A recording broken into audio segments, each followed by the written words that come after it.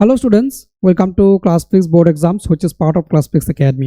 So আজিৰ এই ভিডিওত আমি আলোচনা কৰিম হায়াৰ সেকেন্ডাৰী সেকেন্ড ইয়াৰৰ এটা ইম্পৰ্টেন্ট লেসন যেটো ইকোনমিক্স সাবজেক্টৰ হয় হেতু হৈছে মুদ্ৰা আৰু বেংক ব্যৱস্থা। সো মুদ্ৰা আৰু বেংক ব্যৱস্থাৰ পৰা তোমালোকৰ প্ৰতি বছৰে কোৱেশ্চন খুধে এই বিলিও কোৱেশ্চন থাকিব। সো তোমালোকে যাতে খুব ধুনিয়াকে কোৱেশ্চন কেটা আনসাৰ কৰি থৈ আহিব পাৰা তাৰ বাবে প্ৰয়োজনীয় যি কনসেপ্ট আছে হেখিনি মই আলোচনা কৰিম। লগতে তোমালোকে ইয়াৰ কোৱেশ্চন আনসাৰসবোৰ কোৰ পৰা কালেক্ট কৰিব পাৰিবা তাৰ বিষয়ে মই ডিটেইলছত বুজাই দিম। সো ডেফিনেটলি সেশনটো বহুত বেছি ইম্পৰ্টেন্ট হয়। সেশনটো তোমালোকে প্ৰথমৰ পৰা শেষলৈকে চাবা। সো বেসিক্যালি মুদ্ৰা আৰু বেংক ব্যৱস্থাৰ কেইটামান ভিডিও আহিব। আজি প্ৰথমটো ভিডিও, সো শেষলৈকে চাবা। কিবা ডাউট থাকিলে কিবা প্ৰশ্ন থাকিলে নিশ্চয় কমেন্ট সেকশনত খুদিবা। প্ৰতিটো কমেন্ট ৰিপ্লাই কৰি তোমালোকৰ ডাউট ক্লিয়াৰ কৰি দিয়া হ'ব। তাৰ লগতে তোমালোকে যদি ভাবিছা যে স্যাৰ আমি ব্যাচ জয়েন কৰি পঢ়িম তেন্তে তোমালোকে আমাৰ ব্যাচ জয়েন কৰিব পাৰা। আমাৰ এপ ক্লাছফিক্স একাডেমি ইনষ্টল কৰি লবা, তাতে ব্যাচ আছে। সো খুব ধুনিয়াকে ব্যাচ জয়েন কৰিব পাৰিবা বা স্ক্ৰিনত যেটো নম্বৰ দিয়া আছে হেতু নম্বৰত WhatsApp কৰিও তোমালোকে ব্যাচ জয়েন হ'ব পাৰিবা। সো এতিয়া অফাৰ প্ৰাইস চলি আছে। আমাৰ কমপ্লিট ব্যাচৰ ফি 999 টকা, মানে এক বছৰত 999 টকা দিব লাগিব। কেৱল মান্থলি নহয়, এক বছৰত 999 টকা দিব লাগিব। তাতে তোমালোকে 4টা সাবজেক্ট পাবা, ইকোনমিক্স, পলিটিক্যাল সায়েন্স, এডুকেশন আৰু ইংলিশ। এই 4টা সাবজেক্ট এক বছৰৰ বাবে কেৱল 999 টকা। সো অফাৰ থকা সময়তে তোমালোকে জয়েন হৈ লবা আৰু খুব ধুনিয়াকে ক্লাसेस বিলাক কৰিব পাৰিবা। ঠিক আছে, এপটো ইনষ্টল কৰিবা বা আমাক WhatsApp কৰিবা। ঠিক আছে, সো আগবাঢ়িছো ভিডিওৰ মূল টপিক লৈকে। সো আজি আমি পঢ়িম মুদ্ৰা আৰু বেংক ব্যৱস্থা। সো মুদ্ৰা আৰু বেংক ব্যৱস্থা এটা ইম্পৰ্টেন্ট লেসন হয় আৰু অলৰেডি তোমালোকে পঢ়ি আহিছা ক্লাস 10ত। সো ক্লাস 10ত মুদ্ৰা আৰু বেংক ব্যৱস্থাৰ বিষয়ে তোমালোকৰ অলপ ধাৰণা দিয়া হৈছিল। সো সেকেন্ড ইয়াৰত তোমালোকৰ হায়াৰ সেকেন্ডাৰী ইয়াতে তোমালোকে আৰু ডিটেইলছত পাবা। ঠিক আছে, তথাপি মই তোমালোকক মুদ্ৰা কি হয়, বেংক ব্যৱস্থা কি হয় অলপ মই বুজাই দিছো। তো তাৰ কনসেপ্ট আগতে ধৰা ক্লিয়াৰ হোৱা নাছিলে বা অলপ ধৰা বুজাত অসুবিধা হৈছিলে, তো বৰ এতিয়া ক্লিয়াৰ হৈ যাব। ঠিক আছে, সো প্ৰথমে মুদ্ৰা কি হয় হেতু আমি বুজি লম। সো মুদ্ৰা হৈছে মানি, ইংলিছত মানি বুলি কোৱা হয়। সো মানি মানে বৰ্তমান যে আমি টকা পইচা ব্যৱহাৰ কৰি আছো হেতু হৈছে মুদ্ৰা। কিন্তু আজি যেটো মুদ্ৰা ব্যৱহাৰ কৰি আছো একদম আগৰে পৰা তেনেকুৱা আছিল নেকি মুদ্ৰা? তেনেকুৱা নাছিলে। আগতে মুদ্ৰাই নাছিলে। তো মানুহ যেতিয়া মানে আদিম যুগত আছিলে তেতিয়া মানি বা মুদ্ৰা তেনেকুৱা ব্যৱহাৰ হোৱা নাছিলে। তেতিয়া দ্ৰব্যৰ সলনি দ্ৰব্য আদান প্ৰদান কৰা হৈছিল, যাক পণ্য বিনিময় প্ৰথা বুলি কোৱা হয়। ঠিক আছে, সো তোমালোকে পঢ়ি আহিছা অলৰেডি যে পণ্য বিনিময় প্ৰথা মানে কি? দ্ৰব্যৰ সলনি দ্ৰব্য আদান প্ৰদান কৰাকে পণ্য বিনিময় প্ৰথা হয়। আৰু পণ্য বিনিময় প্ৰথাৰ বহুত অসুবিধা আছিল আৰু সেই অসুবিধাবিলাক দূৰ কৰিবৰ বাবে মুদ্ৰাৰ জন্ম হল বা মুদ্ৰা আৱিষ্কাৰ হল। কেনেকে হল, কি হল ঘটনাটো মই তোমালোকক বুজাইছো। খুব ধুনিয়াকে গল্পৰ নিচিনাকে তোমালোকে কেৱল বুজি লবা, বহুতখিনি হেল্পফুল হ'ব আৰু পৰীক্ষাত আহিলে খুব ধুনিয়াকে লিখিব পাৰিবা। ঠিক আছে, তো মই এটা এক্সাম্পল দিছো তোমালোকক। সো ইয়াতে দুজন ব্যক্তি আছে। লেটস সাপোজ এ ব্যক্তি আছে আৰু বি আছে। ঠিক আছে, এই দুজন ব্যক্তি আছে। সো এ আৰু বি দুজন ব্যক্তিয়ে বেলেগ বেলেগ বস্তু উৎপাদন কৰে। যেনেকে এ ধান উৎপাদন কৰে আৰু বি এ ঘেঁহু উৎপাদন কৰে। সো এতিয়া এৰ যদি ঘেঁহুৰ প্ৰয়োজন হয় তেন্তে কাৰ পৰা ল'ব? ডেফিনেটলি বিৰ পৰা ল'ব, কাৰণ এ তো ঘেঁহু উৎপাদন নকৰে, হয় না? সো এ কি কৰিছে, বিৰ পৰা ঘেঁহু লৈছে আৰু তাৰ বিনিময়ত ধান দি দিছে, হৈ গ'ল। সো এতিয়া দ্ৰব্য লৈছে, দ্ৰব্য দিছে। সো ইয়াকে আমি কি বুলি ক'ম? পণ্য বিনিময় প্ৰথা বুলি ক'ম। ঠিক আছে, মানে দ্ৰব্যৰ সলনি দ্ৰব্য আদান প্ৰদান কৰা। কিন্তু ইয়াতে অসুবিধা আছে। কি অসুবিধা আছে? সাপোজ বিয়ে ঘেঁহু দিছে কিন্তু বিক ধান নালাগে, সৰিহ লাগে, তেন্তে এই ক'ৰ পৰা পাব? এতিয়া তৃতীয়জন ব্যক্তি আছে সি। এতিয়া সি কি কৰে? সৰিহ উৎপাদন কৰে। তেনেহলে এতিয়া চোৱা, তো অলপ কমপ্লিকেটেড হৈ গ'ল নাই? তো বিয়ে এক ধান দিব আৰু বিয়ে এক ঘেঁহু দিব, ঘেঁহুৰ পৰিৱৰ্তে ধান ল'ব, কিন্তু ধানটো লৈ আকৌ চিক দিব লাগিব, তাৰপিছত চিৰ পৰা আকৌ সৰিহ ল'ব। এতিয়া চিৰ যদি আকৌ ধানৰ প্ৰয়োজন নহয় তেন্তে গোটেই প্ৰসেসটো কমপ্লিকেটেড হৈ যাব, মানে বহুত জটিল হৈ যাব। সো সেই জটিলতাসমূহ, ইয়াৰ আনুষংগিক আৰু বহুত জটিলতা আছে। সো মই জাস্ট এটাই কৈছো যে অভাৱৰ পাৰস্পৰিক সংগহীনতা বুলি কোৱা হয় ইয়াক। সো পৰস্পৰ যদি অভাৱটো নিমিলে তেন্তে বহুত অসুবিধা হয়। তো সেই ক্ষেত্ৰত কি কৰা হল? মুদ্ৰা ব্যৱহাৰ কৰা হল। অৰ্থাৎ এই পণ্য বিনিময় প্ৰথাত যিবিলাক অসুবিধা আছিলে সেই অসুবিধাবিলাক দূৰ কৰিবৰ বাবে মুদ্ৰা ব্যৱহাৰ কৰা হল।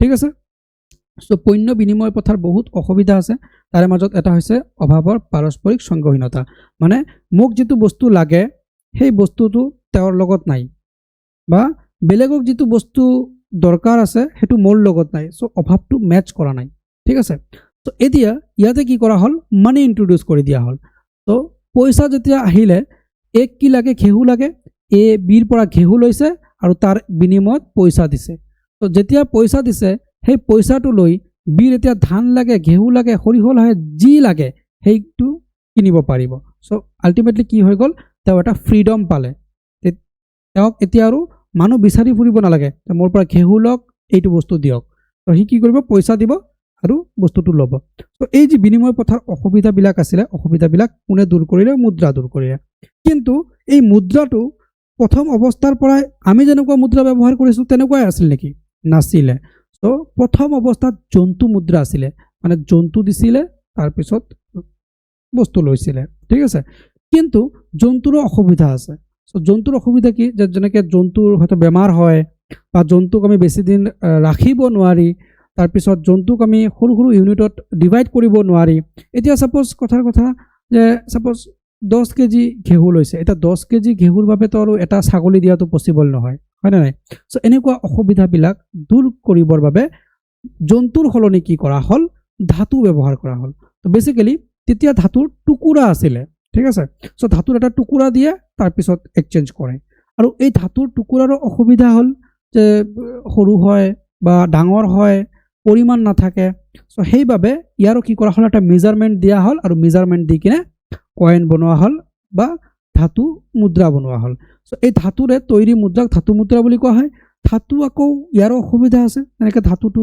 মানে বহুত বেছি ৰাখিব লাগে ইয়াৰে পৰা তালৈকে লৈ যোৱাটো দিগদাৰি হয় সো সেইভাবে কি কৰা হল পেপাৰ ইন্ট্ৰোডিউস কৰা হল সো পেপাৰ মানি অৰ্থাৎ কাগজী মুদ্ৰা হল কাগজী মুদ্ৰাৰো কিছু অসুবিধা আছে সেইবিলাক দূৰ কৰিবৰ বাবে আগন্তুক দিনত আৰু ডেভেলপমেন্ট হল যেনেকৈ আদেশ মুদ্ৰা আহিলে চেক আহিলে তাৰ পিছত আজিকালি ইলেক্ট্ৰনিক মানি আহিছে সো এনেকৈ মুদ্ৰাটো ক্ৰমবিৱৰ্তন হৈছে অৰ্থাৎ এটাৰ পিছত এটা আহি বৰ্তমান আমি মুদ্ৰা যেটো ফৰ্ম হেতু আমি পাইছো ঠিক আছে সো মুদ্ৰাৰ ওপৰত মই ডিটেইলছত আৰু বুজাই দিম দিয়া এই যেটো ক্ৰমবিৱৰ্তন আছে এটা মই ভিডিও বনাই দিম সো তাতে তোমালোকৰ ক্লিয়াৰ হৈ যাব সো আজি লেসনটো পঢ়ি আছো সেই কাৰণে আৰু ডিটেইলছত নাযাও সো মুদ্ৰা বেসিক্যালি কি হয় বিনিময় মাধ্যম হিচাপে যেটো ব্যৱহাৰ কৰা হয় হেতুৱে মুদ্ৰা যদি ধাতু ব্যৱহাৰ কৰিছো হেতু মুদ্ৰা হ'ব যদি আমি কাগজ ব্যৱহাৰ কৰিছো হেতু মুদ্ৰা হ'ব সো মুদ্ৰা হ'বলৈ হলে ইয়াৰ যেটো প্ৰাইমাৰী ডেফিনিশন হেতু হৈছে কি যে আমি বিনিময় মাধ্যম হিচাপে ব্যৱহাৰ কৰিব লাগিব আৰু সৰ্বসাধাৰণৰ গ্ৰহণযোগ্যতা থাকিব লাগিব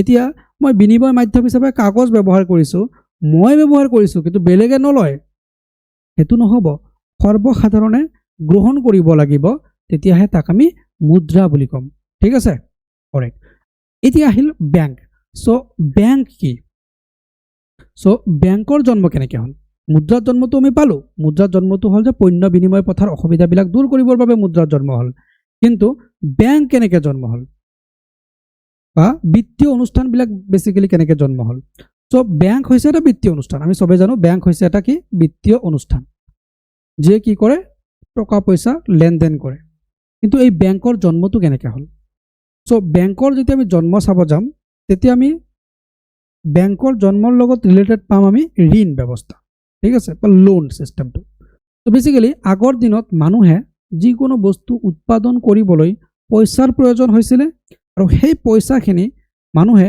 কোনবা ব্যক্তিৰ পৰা ধাৰ লৈছিল বেসিক্যালি সাহুকাৰৰ নিচিনা মানুহ আছিল তেওঁলোকৰ পৰা ধাৰ লৈছিল তো এতিয়া সাপোজ দুজন ফাৰ্মাৰ আছে এই দুজন ফাৰ্মাৰে খেতি কৰিব এতিয়া এই দুজন খেতিয়কে বা ফাৰ্মাৰে যি খেতি কৰিবলৈ প্ৰথমে পইচাৰ প্ৰয়োজন আছে এনেকৈ মাটিটো চহাব লাগিব তাৰ পিছত সিডস বিলাক কিনিব লাগিব তাৰ পেস্টিসাইডস কিনিব লাগিব সো এই বস্তুবিলাক কিনিবলৈ হলে পইচাৰ দৰকাৰ আছে তো কোনবা এজন ব্যক্তিৰ পৰা পইচা ধাৰত লৈছে তো এতিয়া এই ব্যক্তিজনে এই মানুহ দুজনক পইচা দিছে আৰু তাৰ বিনিময়ত কিবা এক্সট্ৰা পইচা লৈছে যেটো আমি সুদ বুলি কওঁ তো এই ব্যৱস্থাটোৰ পৰাই ব্যাংক ব্যৱস্থা জন্ম হৈছিল তো এই মানুহবিলাকে পইচা লৈছিল আৰু তাক পইচা দিছিল সো পইচা লৈছিল পইচা দিছিল সো এনেকুৱা পইচা লোৱা আৰু দিয়া পইচা লোৱা আৰু দিয়া এনেকুৱা ব্যৱস্থাৰ পৰাই বেংকিং সিস্টেমটো আহিলে বা ব্যাংক ব্যৱস্থাটো আহিলে ঠিক আছে আগতে এজন মানুহ দিছিলে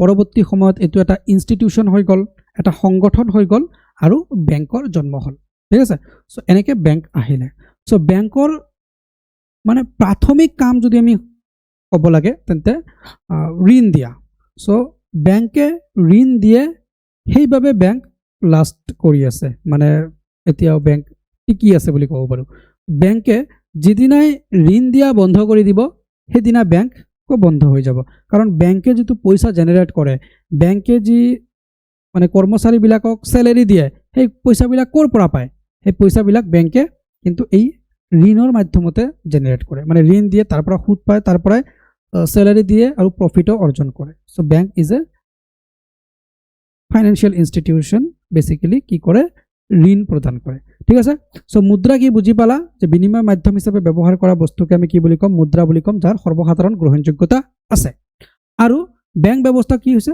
বেংক ব্যৱস্থা হৈছে বেংক হৈছে এটা বিত্তীয় অনুষ্ঠান যি কি কৰে জনসাধাৰণক ঋণ দিয়ে আৰু তাৰ পৰা লাভ অৰ্জন কৰে আৰু পৰৱৰ্তী সময়ত বেংকৰ কি হ'ল সিস্টেমটো অলপ চেঞ্জ হৈ গ'ল মানুহে হাতত পইচা নাৰাখি বেংকত ৰাখিলে এটা বেংকত ৰাখিলে সেই পইচাটো বেংকে ইউজ কৰি কিনে আৰু পইচা জেনেৰেট কৰে বা প্ৰফিট অৰ্জন কৰে আৰু মানুহকো সুদ দিবলৈ আৰম্ভ হ'ল সো আল্টিমেটলি এনেকৈ বেংক ব্যৱস্থাটো জন্ম হ'ল ঠিক আছে বুজি পালো অলৰাইট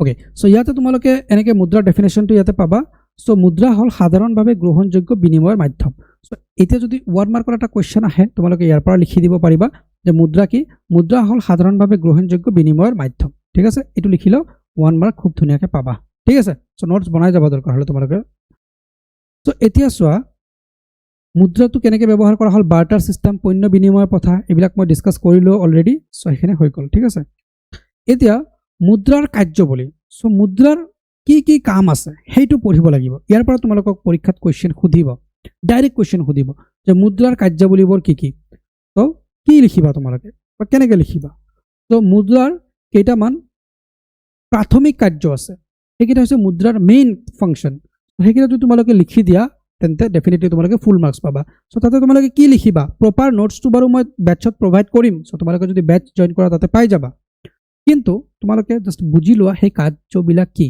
সেই কামবিলাক কি চোৱা ফাৰ্ষ্ট যেটো কাম মুদ্ৰাৰ সেইটো হৈছে বিনিময়ৰ মাধ্যম মানে এজন ব্যক্তি সাপোজ গাড়ী কিনিব এতিয়া গাড়ী আছে শ্বৰুমত এজন ব্যক্তিৰ আণ্ডাৰত তো এতিয়া এই মানুহজনে পইচা দি দিব আৰু গাড়ীখন লৈ আহিব সো বিনিময়ৰ মাধ্যম হিচাপে ব্যৱহাৰ কৰিছে মানে গাড়ীটো লৈছে পইচা দিছে বা চব্জি কিনিছে পইচা দিছে বা চাউল কিনিছে পইচা দিছে তো বিনিময়ৰ মাধ্যম হিচাপে ব্যৱহাৰ কৰিব লাগিব এইটো হৈছে এক নম্বৰ কাম মুদ্ৰাৰ ঠিক আছে মুদ্ৰাৰ এইটো হৈছে এক নম্বৰ কাম ঠিক আছে বিনিময়ৰ মাধ্যম ঠিক আছে তাৰপিছত হিচাপ নিকাচৰ যিটো অসুবিধা সেইটো কোনে দূৰ কৰিলে মুদ্ৰাই দূৰ কৰিলে তো সেইবাবে মুদ্ৰা কি কৰে তোমালোকৰ হিচাপ নিকাচৰ একক হিচাপে ব্যৱহাৰ কৰা হয় সাপোজ এটা বস্তুৰ মূল্য কিমান সাপোজ এই গাড়ীটোৰ মূল্য কিমান সাপোজ 10 লাখ টকা তো এই 10 লাখ টকাৰ যিটো মূল্য সেইটো কিহত এক্সপ্ৰেছ কৰা হ'ল ইয়াৰ যিটো মূল্য মানে গাড়ীটোৰ মূল্য এইটো এক্সপ্ৰেছ কৰা হ'ল মুদ্ৰাৰ মাধ্যমত গতিকে মুদ্ৰা কি কৰে তোমালোকৰ মানে মূল্যৰ মাপকাঠি হিচাপেও কাম কৰে ঠিক আছে মূল্যৰ মাপকাঠি হিচাপেও কাম কৰে সেইটো ইম্পৰ্টেণ্ট ঠিক আছে তাৰ লগতে মুদ্ৰা আৰু কি কাম কৰে চোৱা এতিয়া এজন ব্যক্তিয়ে বোলে খেতি কৰিছে সাপোজ 10 বিঘা জমিত খেতি কৰিছে আৰু সাপোজ 10 বিঘা জমিত খেতি কৰি আলু উৎপাদন হৈছে ধৰা ইয়াতে আলু উৎপাদন হৈছে 5000 কেজি ওকে 5000 কেজি আলু উৎপাদন হৈছে এতিয়া 5000 কেজি আলু সি গোটেই বছৰৰ লগত ৰাখিব পাৰিব নেকি আৰু মানুহজনৰ তো তেনেকুৱা ব্যৱস্থা নাই সো এই মানুহজনে এতিয়া কি কৰিব এই আলুখিনি বস্তাত ভৰাই বজাৰত লৈ যাব আৰু বিক্ৰী কৰি দিব আৰু পইচাটো লৈ আহিব পইচাটো এতিয়া বেংকতো থ'ব পাৰে বা নিজৰ লগতো ৰাখিব পাৰে সো চোৱা এই আলুটো ৰখা পচিবল নাছিলে কিন্তু পইচাটো এতিয়া ৰাখিব পাৰিব 1 বছৰ ৰাখিব পাৰিব 2 বছৰ ৰাখিব পাৰিব 3 বছৰ ৰাখিব পাৰিব হয় না সো বেসিক্যালি সঞ্চয়ৰ মাধ্যম হিচাপেও কাম কৰিলে মুদ্ৰা প্ৰথমতে বিনিময় মাধ্যম হিচাপে কাম কৰিলে তাৰপিছত মূল্যৰ মাপকাঠি হিচাপেও কাম কৰিলে এতিয়া মুদ্ৰা সঞ্চয়ৰ মাধ্যম হিচাপেও কাম কৰি আছে মানে আমি বস্তু ৰাখিব নোৱাৰো কিন্তু পইচা ৰাখিব পাৰো তো এনেকুৱা সো এইবিলাক হৈছে মুদ্ৰাৰ প্ৰধান কাৰ্যাৱলী ঠিক আছে মুদ্ৰাৰ প্ৰধান কাৰ্যাৱলী অলৰাইট। চ' এইখিনি তোমালোকে পঢ়ি আহিছা আৰু নোটছত মই খুব ধুনীয়াকৈ বুজাই দিম। এতিয়া চোৱা, মুদ্ৰাৰ প্ৰয়োজনীয়তা আছে। মুদ্ৰা আমাক চবকে লাগে। তোমালোকে স্কুল বা কলেজত যোৱা তেতিয়াও পইচা লাগে, হয়নে নাই? যে তোমালোকে টোটো ভাড়া দিবা, গাড়ী ভাড়া দিবা, বা কিতাপ কিনিবা, স্কুলৰ ফি দিবা, টিউশ্যন ফি দিবা, এই গোটেইখিনি আমাৰ তোমালোকৰো প্ৰয়োজন হয় বা আমি সচৰাচৰ ব্যৱহাৰ কৰি থাকোঁ। চ' এই যে তোমালোকে খৰচ কৰিলা, তাৰ বাবে তোমালোকৰ পইচাৰ দৰকাৰ হৈছে, তো ইয়াকে ডিমাণ্ড বুলি কোৱা হ'ব, demand for money. So' basically আমাক পইচা কিয় লাগে, হয়নে? চ' আমাক পইচা লাগে সাধাৰণতে দৈনন্দিন জীৱনত যিবোৰ আমাৰ অভাৱ আছে, সেই অভাৱবোৰ পূৰণ কৰিবলৈ আমাক পইচাৰ প্ৰয়োজন হয়। ঠিক আছে? আমাৰ দৈনন্দিন জীৱনত অভাৱ, যেনেকৈ খাদ্যৰ অভাৱ, আমি খাব লাগে, তাৰ বাবে আমাক পইচা লাগে। যাতায়াতৰ বাবে আমাক পইচা লাগে, আমাক বস্ত্ৰৰ বাবে পইচা লাগে, হয়নে? আমাৰ দৈনন্দিন জীৱনত আনুষংগিক যিবিলাক কাম কাজ আছে, পঢ়া শুনা কৰি আছা, তোমালোকৰো পইচাৰ দৰকাৰ আছে। চ' তাৰ বাবে আমাৰ কি হয়, পইচা দৰকাৰ হয়, আমাৰ ডিমাণ্ড হয় মানি। চ' এইটো হৈছে ডিমাণ্ড ফৰ মানি। চ' মুদ্ৰাৰ চাহিদাটো ইকনমিক্সত যেতিয়া আমি পঢ়িম তেতিয়া অলপ বেলেগকৈ আমি পঢ়িম। ঠিক আছে? যে সকলোবোৰ সম্পদৰ ভিতৰত মুদ্ৰাই হ'ল আটাইতকৈ তাৰল্য। চোৱা, এতিয়া বোলে তোমাৰ পইচাৰ দৰকাৰ হৈছে, তোমাৰ বোলে পইচা লাগে। কিয় লাগে? কাৰণ তুমি কপি কিনিবা বা পেন কিনিবা বা বুক কিনিবা। এতিয়া এই দোকানত গৈ যদি তুমি কোৱা যে মোক কিতাপ লাগে, কিয়? পঢ়িবলৈ, তুমি দোকানীজনীক কি দিবা? এটা কুকুৰা দি আহিছা বা এটা হাঁহ দি আহিছা। সেই দোকানীজনী ল'ব নেকি? কেতিয়াও নলয়। দোকানীজনী কি ক'ব? মই হাঁহ নলওঁ, কুকুৰা নলওঁ, মোক পইচা দিয়া। কাৰণ কি? মানিটো একচেপ্টেবল। এতিয়া তোমাৰ প্ৰয়োজন মানি কিয় হৈছে কোৱাচোন? কাৰণ তোমাক এই কিতাপটো লাগে। সেই কিতাপটো কিনিবলৈ তোমাৰ হাতত পইচা থাকিব লাগিব, কাৰণ পইচাটো হৈছে আটাইতকৈ তাৰল্য, মানে পইচাটো চবেই একচেপ্ট কৰে। তো সেইবাবে তোমাৰ পইচাৰ প্ৰয়োজন হৈছে, আদাৰৱাইজটো তোমাৰ পইচাৰ প্ৰয়োজন নাই। এতিয়া যদি দোকানত গৈ হাঁহ বা কুকুৰা দিলে যদি কিতাপ দিয়ে, তেতিয়াহ'লে তোমাৰ পইচাৰ কিবা প্ৰয়োজন আছে নেকি? নাই। তুমি হাঁহ দিবা বা কুকুৰা দিবা, তোমাৰ লগত যিটো বস্তু আছে দিবা, লৈ আহিবা। কিন্তু তেনেকৈ দোকানী একচেপ্ট নকৰে, সেইবাবে তোমাৰ পইচাৰ দৰকাৰ হৈ আছে। ত' সেইটোকে ক'ব ডিমাণ্ড ফৰ মানি। তো তোমাৰ ডিমাণ্ড কিয় হৈছে? কাৰণ মুদ্ৰাটো হৈছে আটাইতকৈ তাৰল্য, মুদ্ৰা চবেই লয়, সেইকাৰণে তুমি পইচা ডিমাণ্ড কৰিছা যে মোক পইচা লাগিব, মই কিতাপ কিনিম, মোক পইচা লাগিব, মই কলম কিনিম। চ' সেইটো ঠিক আছে। চোৱা, এতিয়া কথাটো হ'ল যে তাৰল্য বস্তু আটাইতকৈ বেছি তাৰল্য হৈছে মুদ্ৰাৰ, তাৰ পিছত হৈছে সোণ। ঠিক আছে? এতিয়া যদি পইচা নলয়, যদি তুমি সোণ লৈ যোৱা দোকানত, কিজানি দোকানীয়ে ৰাখি দিব। ঠিক আছে? মুদ্ৰা হৈছে 1 নম্বৰ, তাৰপিছত হৈছে সোণ, তাৰপিছত হৈছে মাটি। ঠিক আছে? বা জমি। তো এতিয়া জমি, এটা কিতাপ কিনিবৰ বাবেতো তুমি আৰু জমিটো লৈ যাব নোৱাৰা বা জমিটো বিক্ৰী কৰিব নোৱাৰা, সেইবাবে মুদ্ৰা। তো মুদ্ৰাটো হৈছে আটাইতকৈ বেছি তাৰল্য। ঠিক আছে? এতিয়া চোৱা, আমি কি কৰোঁ? আমি ইনকাম কৰোঁ, হয়নে নাই? তো আমি ইনকাম কৰা পইচাখিনি আমি কি কৰোঁ? আইদাৰ কনজামশ্যন কৰোঁ বা ছেভিং কৰোঁ। কনজামশ্যন মানে উপভোগ। ছাপ'জ এজন মানুহৰ কথা কৈছোঁ, ইয়াতে এক্সাম্পল দিছোঁ। এজন মানুহ আছে, দিন হাজিৰা কৰে, আৰু গোটেই দিনৰ শেষত সেই মানুহজনে 500 টকা পায়। এতিয়া এই 500 টকা সি কি কৰিব? দুটা কামত ব্যৱহাৰ কৰিব। এটা কৰিব তেওঁ খৰচ, মানে চাউল ল'ব, দালি ল'ব, মিঠাতেল ল'ব, এনেকৈ তেওঁ খৰচ কৰিব। ছাপ'জ 300 টকা তেওঁ খৰচ কৰিছে, এইটো খাবলৈ বা উপভোগ কৰিবলৈ খৰচ কৰিছে, সেইটোক আমি কনজামশ্যন এক্সপেণ্ডিচাৰ বুলি ক'ম। ঠিক আছে? আৰু যি 200 টকা থাকিব, সেইটো কি কৰিব? তেওঁ সঞ্চয় কৰিব, নিজৰ লগত ৰাখিব। চ' সেইটোক আমি ছেভিংছ বুলি ক'ম। ঠিক আছে? এতিয়া ছেভিংছ মানে যে এইটো বেংকত ৰাখিব লাগিব তেনেকুৱা কোনো কথা নাই। ছেভিংছ মানে নিজৰ লগত ৰাখা। ঠিক আছে? তো নিজৰ লগত এতিয়া কি ৰাখিব? এতিয়া কাম কৰিছে, 200 টকা হাতত আছে, 200 টকাৰ কি কুকুৰা কিনি থৈ দিব না হাঁহ কিনি থৈ দিব? হাঁহো নিকিনে, কুকুৰাও নিকিনে, বা বেলেগ বস্তুও নিকিনে। সি কি কিনিব? সি কেছ ৰাখিব, একো বস্তু নিকিনে।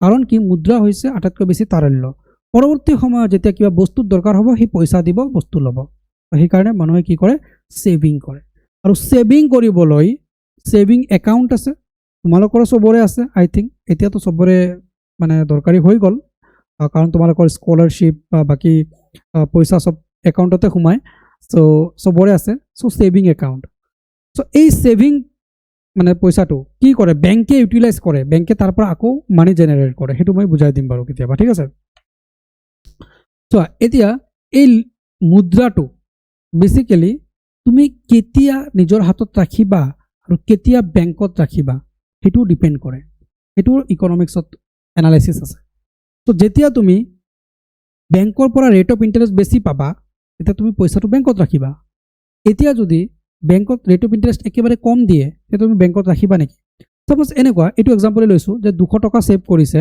এতিয়া যদি এনেকুৱা হয় এই 200 টকা বেংকত এক দিনৰ বাবে ৰাখিলে আৰু 50 টকা পাব তেতিয়াহ'লে সেই ব্যক্তিজনে কিন্তু নিজৰ হাতত পইচাটো নাৰাখে কি কৰিব ডাইৰেক্ট বেংকত গৈ পইচাটো থৈ দিব 2 দিন পিছত কাৰণ আৰু 50 টকা বাঢ়িব এতিয়া বেংকত ৰাখিলে আজি ৰাখিলেও 200 টকা কালি ৰাখিলেও 200 টকা তেতিয়া বেংকত পইচা ৰাখিব নেকি মানুহে নাৰাখে তো বেসিক্যালি কি হয় হেতু এটা মানে তোমালোকৰ মই পঢ়াই দিম বাৰু যে ৰেট অফ ইন্টাৰেষ্টৰ লগত ভেৰি কৰে মানুহে বেংকত কিমান পইচা সেভ কৰিব এটো ৰেট অফ ইন্টাৰেষ্টৰ লগত ভেৰি কৰে ঠিক আছে তো যি কি নহওক এতিয়া আমি মুদ্ৰা পঢ়ি আছো হেহে মানুহে নগদ ধন হাতত ৰাখিব বিচাৰে মানুহে কিয় নগদ ধন হাতত ৰাখিব বিচাৰে যে যিকোনো সময়ত যাতে খৰচ কৰিব পাৰে ওকে আৰু এই নগদ ধন হাতত ৰাখাৰ যেটো প্ৰৱণতা ইয়াকে আমি কি বুলি কম তাৰল্য প্ৰীতি বা লিকুইডিটি প্ৰিফাৰেন্স ঠিক আছে লিকুইডিটি প্ৰিফাৰেন্স মানে মানুহে নগদ ধন কিয় হাতত ৰাখে কাৰণ এতিয়া ৰাতি 12টাত বলে পইচাৰ প্ৰয়োজন হল ৰাতি 12টাত গৈ তোৰ বেংকৰ পৰা পইচা উঠাব নোৱাৰে তো সেইভাবে কিছু পইচা মানুহে নগদ হাতত ৰাখে এটো লিকুইডিটি প্ৰিফাৰেন্স বুলি কোৱা হয় এটো মই বুজাই দিম তোমালোকক লিকুইডিটি প্ৰিফাৰেন্সৰ গোটেইখিনি কনসেপ্ট এটা বেলেগ আছে বাৰু লিকুইডিটি প্ৰিফাৰেন্সৰ ওপৰত মই এটা ডিটেইল ভিডিও দিম এটো তোমালোকে চাই লবা কিন্তু হা এটো প্লেলিষ্টতে পাবা লিকুইডিটি প্ৰিফাৰেন্স বুলি এটা তোমালোকৰ তাৰল্য প্ৰীতিৰ থাকিব এটা টপিক সো এটো মই বুজাই দিম ইয়াৰ ওপৰত কেতিয়াবা তোমালোকৰ কোৱেশ্চন আহিব পাৰে শৰ্ট নোট কোৱেশ্চন আহিব পাৰে লিকুইডিটি প্ৰিফাৰেন্স তাৰল্য প্ৰীতি কি হয় ঠিক আছে সো লেনদেনৰ অভিপ্ৰায় ট্ৰানজেকশন মোটিভৰ কাৰণে মানুহে পইচা ৰাখে কালি বলে ৰাতিপুৱাই গৈ কিনে বিস্কিট আনিব লাগিব মুড়ি আনিব লাগিব তাৰ পিছত চিৰা আনিব লাগিব ব্ৰেকফাষ্ট কৰিব লাগিব আজি আৰু ৰাতি কিয় বেংকত পইচা ৰাখো হয় না তো কালি যেটো লেনদেন কৰিব সেইভাবে লাগিব সো লেনদেনৰ অভিপ্ৰায় সেইভাবে আমাক পইচাৰ দৰকাৰ হয় ঠিক আছে তো অলৰাইট সো এখিনি আছে তোমালোকৰ ইয়াতে এটা ইকুৱেশ্যন তোমালোকে পাবা MDT = KT ওকে সো ইয়াৰ পৰা তোমালোকৰ ম্যাথছ আহিব MDT = KT ঠিক আছে সো হেখিনি তোমালোকক মই বুজাই দিম বাৰু ইয়াৰ ম্যাথছ খিনি কেনেকৈ কৰিব লাগে ঠিক আছে মানি এণ্ড বেংকিংৰ খুব ধুনিয়াকৈ তোমালোকক মই বুজাই দিম সো ডেফিনেটলি তোমালোকৰ বাবে বহুত বেছি ইম্পৰ্টেন্ট হ'ব সো নেক্সট আছে লাভৰ কল্পনাপ্ৰসূত অভিপ্ৰায় এটা চোৱা স্পেকুলেটিভ মোটিভ মানে কি যে তোমালোকে ভাবি আছা যে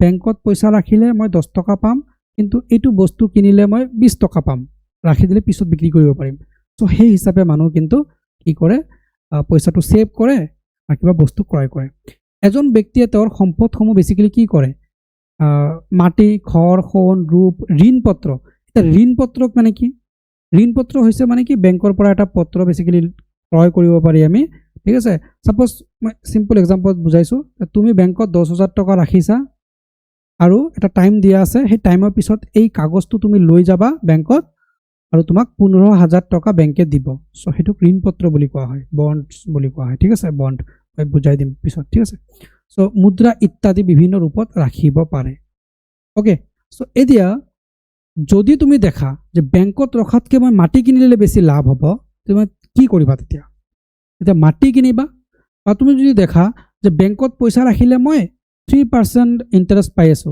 কিন্তু সোণৰ দাম দিনক দিনে বাঢ়ি গৈ আছে তো তোমাৰ হাতত 5 লাখ টকা আছে তুমি তা বেংকত ৰাখিবা নে সোণ কিনিবা ডেফিনেটলি তুমি সোণ কিনিবা কাৰণ সোণৰ দাম বহুত বাঢ়ি আছে বেংকত হিমান নাবাঢ়ে সো সেইভাবে তুমি কি কৰিলা সোণ কিনিলা সো এনেকে কি হল তোমালোকৰ লাভৰ যেটো কল্পনাপ্ৰসূত অভিপ্ৰায়ৰ জন্ম হল বা ইয়াকে লাভৰ কল্পনাৰ প্ৰভু অভিপ্ৰায় বুলি কোৱা হয় ঠিক আছে সো এনেকৈ তো এই গোটেইখিনি তোমালোকক মই বুজাই দিম ইকুৱেশ্যন মেথখিনি কেনেকৈ কি কৰিব লাগে সো ভিডিঅ'টো অলপ হয়তো দীঘলীয়া হৈছে মই এনে জাষ্ট তোমালোকক বেছিকখিনি দিবলৈ ট্ৰাই কৰি আছোঁ কনচেপ্টখিনি বুজাবলৈ ট্ৰাই কৰি আছোঁ ইকনমিক্স ছাবজেক্টটো যাতে তোমালোকৰ বহুত বেছি ডিফিকাল্ট হৈ নাযায় বা তোমালোকৰ যাতে ইকনমিক্সটো বহুত বেছি টান নালাগে সেইবাবে মই ইজি লেংগুৱেজত তোমালোকক বুজাবলৈ ট্ৰাই কৰি আছোঁ সো আই হোপ তোমালোকৰ ভাল লাগিছে নেক্সট যিটো ভিডিঅ' মই আপলোড কৰিম তাতো মানি এণ্ড বেংকিঙৰ কিছু ইম্পৰ্টেণ্ট কনচেপ্ট মই ডিছকাছ কৰিম সো ভিডিঅ'টো তোমালোকে চাবা প্লেলিষ্টত ইকনমিক্সৰ গোটেইকেইটা ভিডিঅ' আছে তোমালোকে চাবা আৰু তাৰ লগতে তোমালোকে যদি নোটছবিলাক কালেক্ট কৰিব বিচৰা তেন্তে বেচ জইন কৰি খুব ধুনীয়াকৈ নোটছ আৰু ক্লাছেছবিলাক পাবা লাইভ ক্লাছ হয় ৰেকৰ্ডেড ভিডিঅ'ছ দিয়া হয় তাৰপিছত তোমালোকৰ নোটছ দিয়া হয় কমপ্লিট প্ৰিপাৰেশ্যন তোমালোকে কৰিব পাৰিবা class fix board exam YouTube চেনেলত আৰু এপত সো এপটো তোমালোকে ইনষ্টল কৰি ল'বা বা আমাক হোৱাটছএপ কৰিবা অফাৰ চলি আছে এতিয়া অফাৰ প্ৰাইজত ডেফিনেটলি জইন হ'বলৈ ট্ৰাই কৰিবা আজিৰ ছেশ্যনটো ইয়াতে শেষ কৰিছোঁ বাই বাই ধৈৰ্য সহকাৰে চাই থকাৰ বাবে ধন্যবাদ